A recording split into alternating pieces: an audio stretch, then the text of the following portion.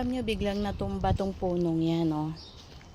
Kala mo madahon siya, 'di ba? Marami.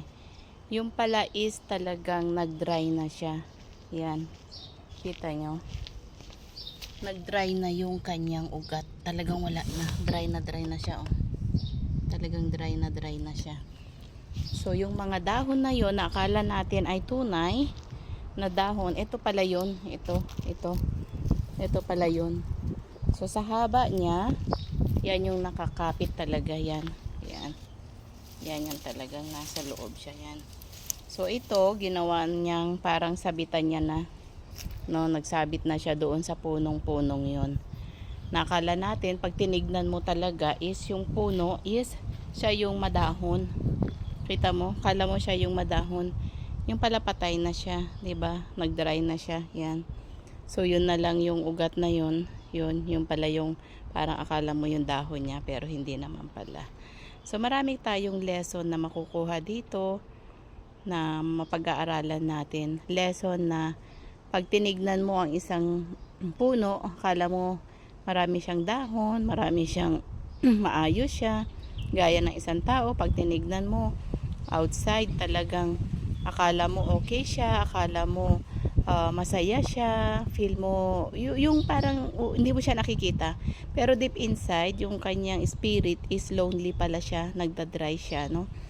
So ganun tayo minsan. So kailangan natin dito is more na yung ugat, more na dapat hindi tayo yung kahoy na yan na yung patay, kundi yun tayo, dapat yun yung baging na yan. Dahil bakit nakakonekta siya sa ilalim, kasi nakakonekta siya pag dinidiligan, na-absorb niya yung water, yung fertilizer and everything, kaya siya yung pinagkapitan niya.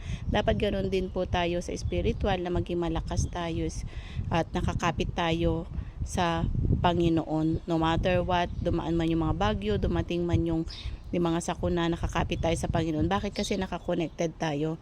Naalala ko yung sabi na sa